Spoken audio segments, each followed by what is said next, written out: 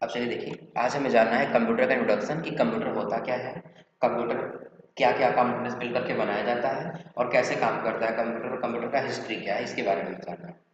तो यहाँ सबसे पहले अगर हम लोग देखें ना, तो दिया है यहाँ पर एक कंप्लीट कंप्यूटर डेस्कटॉप हमारा दिया हुआ है कि एक कंप्लीट बनाने के लिए हमारे पास सीपीयू होना चाहिए, मॉनिटर होना चाहिए, कीबोर्ड होना चाहिए और माउस होना चाहिए। जब ये चार चीज़ें मिलेगा तब जाके हमारा क्या बनेगा, कंप्यूटर बनेगा। हाँ, इसमें स्पीकर भी दिया हुआ है, तो कंप्यूटर के अंदर स्पीकर इनबिल्ट नहीं होता, अलग से हमें लगाना पड़ता है आवाज़ सुनने के लिए। और जब आगे जाके यहाँ बता रहा है कि कंप्यूटर जब आपको बनाना है ना, तो चार चीज़ आपके पास होनी चाहिए। पहला क्या होना चाहिए, मॉनिटर, दूसरा सीपीयू, तीसरा कीबोर्ड और चौथा माउस। जब ये चार चीज़ें रहेंगी तब जाके हमारा क्या बनेगा, कंप्यूटर बनेगा। अब उसको चलाने के लिए हमारे पास तीन चीज़ होनी चाहिए। पहला हार्डवेयर होना चाहिए, जो हार्डवेयर ये मिल करके चारों क्या हो जाएगा, मिल करके तैयार हो जाएगा क्या, हार्डवेयर। लेकिन इसके ऊपर क्या चलाएंगे हम, तो उसके लिए क्या होना चाहिए, सॉफ्टवेयर होना चाहिए। अच्छा, इसके ऊपर सॉफ्टवेयर हो जाएगा तो चलाएगा कौन, यूजर चलाएगा। तो कंप्यूटर को चलाने के लिए तीन चीज़ें कंपल्सरी होनी चाहिए। और जब चलाने लगेंगे तो यहाँ पर क्या होगा, पहले कंप्यूटर इनपुट लेगा, फिर प्रोसेस करेगा और फिर क्या करेगा, आउटपुट तैयार करेगा। इतना क्लियर है ना? और जब यहाँ आएंगे तो यार व्हाट इज कंप्यूटर, कंप्यूटर क्या है, तो बिल्कुल सिंपल जवाब देंगे, कंप्यूटर एक एडवांस इलेक्ट्रॉनिक उपकरण है जो रॉ डाटा को यूजर से इनपुट के रूप में एक्सेप्ट करता है। क्या है, एडवांस इलेक्ट्रॉनिक उपकरण है। इलेक्ट्रॉनिक का मतलब ये है कि बिना विद्युत का ये कंप्यूटर चलने वाला नहीं। जब हम इसको विद्युत सप्लाई देंगे तब चलेगा, अन्यथा नहीं चलेगा। इतना क्लियर है ना? और इसी में चीज और कह रहा है, क्या चीज, कि जो रॉ डाटा को, रॉ का मतलब होता है अशुद्ध, रॉ का मतलब क्या होता है, कंप्यूटर के अंदर जो भी लोग डाटा भेजते हैं ना, वो सब क्या होता है, रॉ मटेरियल्स होता है। अब रॉ का मतलब आप यहाँ समझिएगा, अगर हम आपसे क्वेश्चन करें कि बाबू 2+2 कितना होगा, तो पहले आप क्या करेंगे, सुनेंगे, पहले सुनेंगे, फिर माइंड में आप उसका क्या करेंगे, कैलकुलेशन करेंगे, और तब तो आप जाके उसका रिजल्ट 4 बताएंगे ना। तो उसका रिजल्ट क्या बताएंगे, 4 बताएंगे। तो यहाँ ये अशुद्ध रूप में था, पहले आप सुने हैं फिर उसको शुद्ध रूप में कन्वर्ट किए, तो आप जवाब दिए ना। अगर आपसे क्वेश्चन पूछा है 2+2 कितना होगा, तो आप ये तो नहीं जवाब देंगे ना 2+2 होगा, क्योंकि वो अशुद्ध में था। और आप अशुद्ध में जवाब देंगे तो रिजल्ट नहीं माना जाएगा। रिजल्ट कब माना जाएगा, कि जब आप 2+2 सुने तो आप उसका आंसर देंगे कितना होगा, 4 होगा। इतना क्लियर है ना? तो वही कह रहा है, रॉ डाटा को यूजर से इनपुट के रूप में एक्सेप्ट करता है। किसको रूप में लेगा, रॉ मटेरियल को इनपुट रूप में लेगा। जैसे आटा चक्की देखे हैं ना, आटा चक्की क्या होता है, तो सबसे पहले एक चक्की होती है जिसके ऊपर हम लोग गेहूं को डालते हैं, ऐसा नहीं है। तो गेहूं को चक्की क्या करता है, चक्की गेहूं को पीसता है, और पीसना किस रूप में बाहर निकालता है, आटा के रूप में बाहर निकालता है। किसके रूप में बाहर निकालता है, आटा के रूप में बाहर निकालता है। तो सबसे पहले जो हम ऊपर से गेहूं डाल रहे हैं, तो गेहूं क्या अभी अशुद्ध है, हम उसको डायरेक्टली यूज नहीं कर सकते, उसको खा नहीं सकते। आज समझे ना, वो किसके अंदर गया, चक्की के अंदर आया, चक्की उसको पीसा, प्रोसेस किया, शुद्ध रूप में कन्वर्ट किया, और तब उसको क्या किया, आउटपुट रूप में कन्वर्ट किया। हमारा कंप्यूटर भी एक चक्की के जैसा ही होता है, पहले वो इनपुट लेता है, फिर प्रोसेस करता है, और प्रोसेस करके आउटपुट रूप में बाहर निकाल देता है। पहले इनपुट लेगा, फिर क्या करेगा, प्रोसेस, और उसके बाद आउटपुट। तो वही कह रहे हैं यहाँ पर क्या चीज, तो एक इनपुट रूप में एक्सेप्ट करता है, और निर्देश के समूह के द्वारा प्रोसेस करके एक उपयोगी रिजल्ट में कन्वर्ट करता है। जैसा उसको निर्देश मिला होगा, अगर कंप्यूटर को निर्देश मिला है 2+2 जोड़ना है, तो 2+2 जोड़ करके 4 बताएगा, ऐसा नहीं कुछ 6 बता देगा। जैसा निर्देश मिलेगा वैसा ही वो काम करेगा। और वही कह रहा है, प्रोसेस करके उपयोगी रिजल्ट में कन्वर्ट करता है, और जिस रिजल्ट को हम लोग यूज कर सके, वो जिसमें कन्वर्ट करता है वही हमारा क्या कहलाता है, कंप्यूटर कहलाता है। तो दोनों लैंग्वेज में है, यहाँ हिंदी में और नीचे किसमें दिया है, जो नीचे भी कह रहा है, computer is a advance electronic device that takes raw data as input from.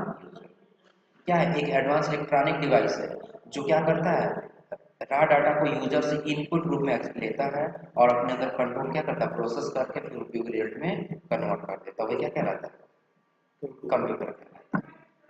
कितना क्लियर है? और फिर जब उसके आगे आएंगे तो more about computer. More about computer का मतलब ये कंप्यूटर के बारे में कुछ और जानकारी दिया जो हम लोग सीख सकें। अच्छा, हम हम लोग कभी ऐसा नोटिस नहीं करते हैं कि क्या कंप्यूटर डायरेक्टली इतना एडवांस बन गया होगा? कंप्यूटर डायरेक्टली इतना एडवांस तो बना नहीं होगा, पहले छोटे छोटे से बड़ा हुआ होगा। तो जब सबसे पहले कंप्यूटर बना था ना, तो लकड़ी का बना था। किस चीज का बना था? लकड़ी का बना था, वुड का बना था, यानी कि जिसको अबेकस कहा जाता था। क्या कहा जाता था? अबेकस, जो सिर्फ कैलकुलेशन करने के पर्पज से बना था। आज हम कंप्यूटर यूज करने इतना एडवांस, लेकिन जब बना था तो सिर्फ एक ही उसका उद्देश्य था कि अगर हमें जोड़ना हो, गुणा करना हो, घटाना हो या कुछ करना तो आसानी से हम कर सकें, कैलकुलेशन हम आसानी से कर सकें। जब पहली बार निर्माण किया गया था ना, तो उस टाइम का आप कंप्यूटर चेक कीजिए। जैसे हम आ गए हैं इंटरनेट पर, और इंटरनेट पे आने के बाद यहाँ सर्च कर लिए अबेकस कंप्यूटर। क्या सर्च कर लिए? Abacus computer. अब इमेज में देखिए, यही अबेकस कंप्यूटर हुआ करता था पहले से, दिख रहा है ना? अब इसे सिर्फ कैलकुलेशन किया जाता था, जो प्रेजेंट टाइम में ज़्यादातर बच्चों को खेलने के लिए दिया जाता है। और समझ ना, तो यही पहले के समय का कंप्यूटर माना गया था। और क्या होता था ये? तो इससे जोड़ने घटाने का काम किया जाता था। जैसे मान लीजिए अगर हमें 2+2 जोड़ना है, तो यहाँ से दो मोती को यहाँ कर लिया जाएगा और फिर यहाँ से दो मोती को यहाँ कर लिया जाएगा। अब दोनों को एक साथ जोड़ लिया जाएगा तो रिजल्ट आएगा कितना? 4। समझ? तो ऐसे इसका यूज किया जाता पहले के समय। तो वही हमें जानना है क्या चीज? तो वही यहाँ पर कह रहा है कंप्यूटर शब्द की उत्पत्ति अंग्रेजी भाषा के कंप्यूटर शब्द से हुई है। किस शब्द से हुआ है? कंप्यूटर। पहले कंप्यूटर नाम नहीं रखा गया, पहले कंप्यूट नाम रखा गया। अच्छा, कंप्यूट का मतलब क्या होगा? कह रहा है कंप्यूट शब्द से हुई है जिसका अर्थ है गणना करना। जिसका अर्थ क्या है? गणना करना, कैलकुलेशन करना। और कह रहा है कंप्यूटर को हिंदी भाषा में अविकल यंत्र यानी कि प्रोग्रामेबल मशीन या इसके अन्य नाम जैसे संगणक या परिकल्पक कहा जाता है। देखिए अक्सर एग्जाम में इसका हिंदी नाम पूछा जाता है, तो अगर आपको अविकल यंत्र याद है तो आप लगा लीजिए, कोई दिक्कत नहीं है। लेकिन अगर सब भूल जाएंगे तो सबसे इम्पोर्टेंट में क्या रखा जाता है? संगणक रखा जाता है। यानी कि कंप्यूटर का यदि आप हिंदी नाम सर्च करेंगे तो हर एक जगह आपको क्या मिलेगा? संगणक मिलेगा। संगणक का मतलब क्या होगा? तो संख्याओं की गणना करने वाला मशीन। संगणक का पूरा नाम मतलब क्या होगा? संख्याओं की गणना करने वाला मशीन। तो पहले कंप्यूट नाम रखा गया था। अब जैसे जैसे इसकी टेक्नोलॉजी आगे बढ़ती गई, वैसे इसका पूरा नाम क्या कर दिया गया? कंप्यूटर कर दिया गया। और कंप्यूटर का हिंदी क्या होगा? संगणक। और संगणक का मतलब क्या होगा? संख्याओं की गणना करने वाला। है समझे? और आगे कह रहा है कंप्यूटर जो डेटा लेता है उसे हम इनपुट बोलते हैं।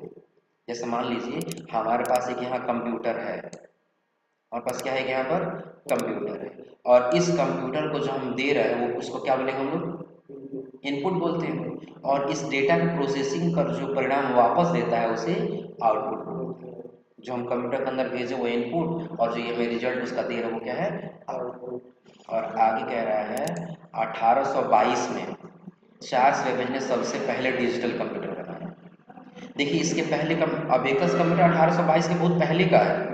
देखो लोग सर्च किए हैं ना कि 1822 के बहुत पहले का है, लेकिन 1822 में जो कंप्यूटर बनाया गया था वो डिजिटल कंप्यूटर बनाया गया था।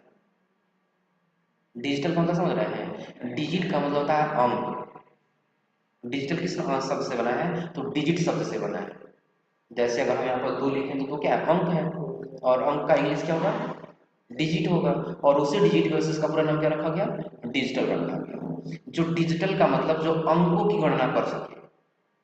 अंकों का मतलब कि अगर यहाँ पर दे दिया गया हो 2+2 तो उसका रिजल्ट वो बता सके कितना होगा? 4 होगा।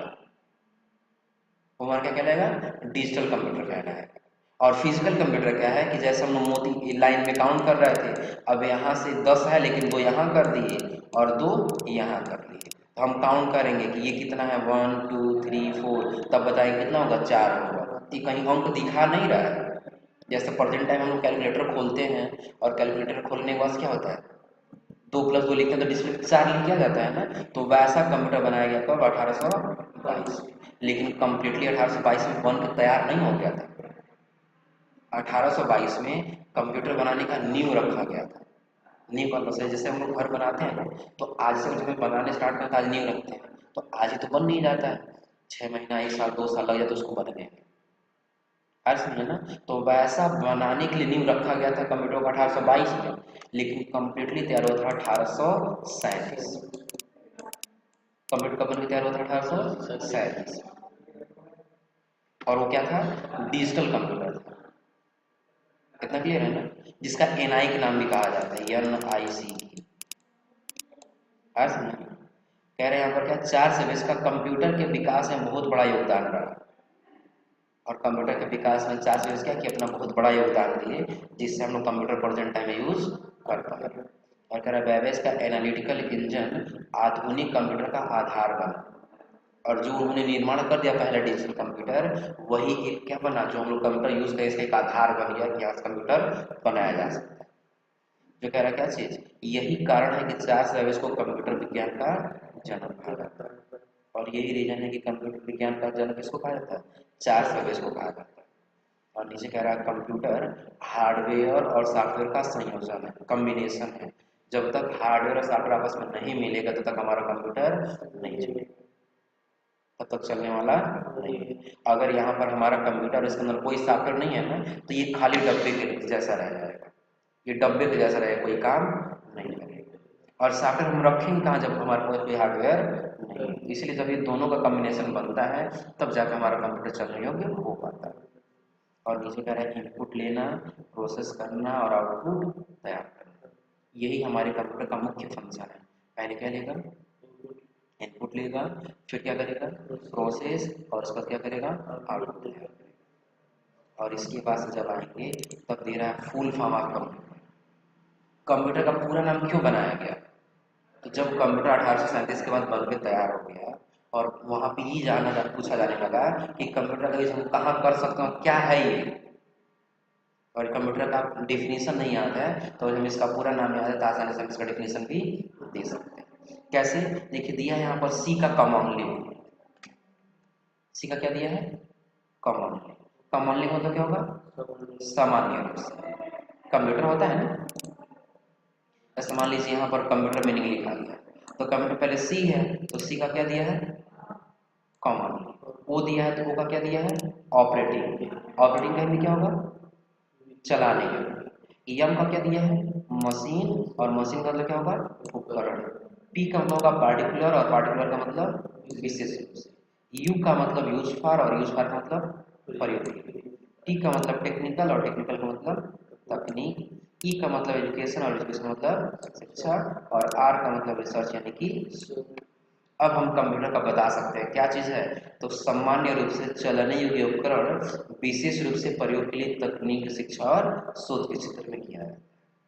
तो क्या है? सामान्य रूप से चलाने का उपकरण है। बिल्कुल सिंपल, एक ऐसा उपकरण है जो सामान्य कोई व्यक्ति आसानी से चला सकता है। और इसका यूज हम कहाँ करेंगे? तो तकनीक, जहाँ टेक्निकल कोई काम करना है, जहाँ अगर हमें शिक्षा भी लेनी है तो हम कंप्यूटर का यूज कर सकते हैं। और कुछ रिसर्च करना, कुछ नया शोध करना है तो हम कंप्यूटर का यूज कर सकते हैं। और नीचे वही एक लाइन में दिया क्या चीज, कंप्यूटर इज ए, कंप्यूटर क्या है? तो commonly operating machine which is particular use for technical education and, यानी कंप्यूटर एक सामान्य रूप से चलाने का उपकरण है जिसका प्रयोग टेक्निकल एजुकेशन और रिसर्च के क्षेत्र में किया जा सकता है। कितना क्लियर है ना? तो ये कंप्यूटर की हमारी जानकारी रही। लेकिन एक और इसके आगे जो दिया है kinds of data. Kinds of data का मतलब होगा डाटा के प्रकार।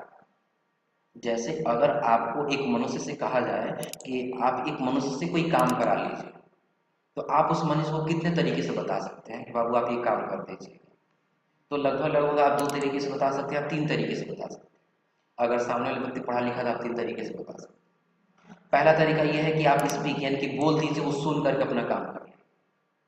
अगर हम बोले कि आपको ये काम करना है, हम आप बोल दें कि आप सुन वो काम कर ले जाएंगे। दूसरा, हम क्या करें? इशारा कर दें। क्या करें? इशारा कर दें, और आप अगर समझदार तो इशारा समझ के हमारा काम कर सकते हैं।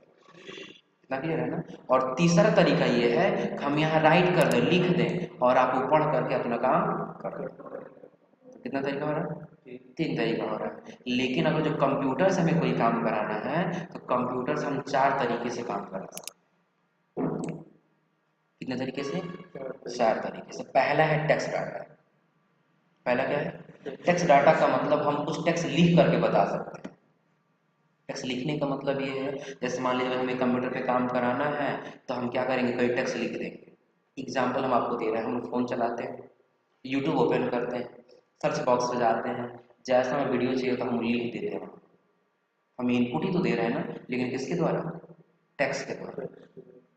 किसके द्वारा दे रहे हैं? टेक्स्ट के द्वारा। नीचे कह रहा है ग्राफिक डाटा या पिक्चर डाटा। क्या चीज? ग्राफिक डाटा या पिक्चर डाटा। तो अगर हम YouTube ओपन किए तो स्क्रॉल करते जाते हैं, स्क्रॉल करते जाते हैं, जहां हमें बढ़िया उसका थंबनेल दिखाई देता है उस पर क्लिक करके वीडियो प्ले कर लेते हैं। तो पिक्चर देखिए तो वो काम कर रहा है ना। फोन चला रहा है, कॉल का सिंबल दिख रहा है, कॉल जैसे यहाँ पर आइकन बना हुआ है, अब उस पर क्लिक करके हम लोग कॉल कर सकते हैं। तो आइकन देख के तो काम कर रहा है ना, ग्राफिक देख के तो काम कर रहा है ना। तो हमारा क्या है? Graphic data. तीसरा दिया मूवी डाटा यानी कि वीडियो डाटा। अगर यहाँ जो हलचल चल रहा है ये अपने कंप्यूटर में भेजना चाहते हैं तो हम उसको क्या करेंगे? रिकॉर्डिंग करेंगे। तो उसको वीडियो इनपुट दे रहे हैं और उसी के नीचे क्या दिया है? Sound data. साउंड डाटा का काम क्या है कि अगर हम अपने कंप्यूटर पे जब जाते हैं काम करने के लिए तो कभी कभी हम बोल करके भी काम कर लेते हैं। जैसे यूट्यूब पे गए और कोई हमें सॉन्ग चाहिए था तो हम माइक वाला सिंबल पे प्रेस करते हैं माइक्रोफोन वाले पर और बोल देते हैं कि हमें ये गाना चाहिए। क्या करता है? सर्च करके लेके आ जाता है। तो इस कंप्यूटर को हम कितने तरीके से बता सकते हैं? 4 तरीके से। पहला क्या करके? टेक्स्ट लिख करके। दूसरा क्या करके? Graphic data. और तीसरा क्या है? Movie data. और चौथा साउंड डाटा।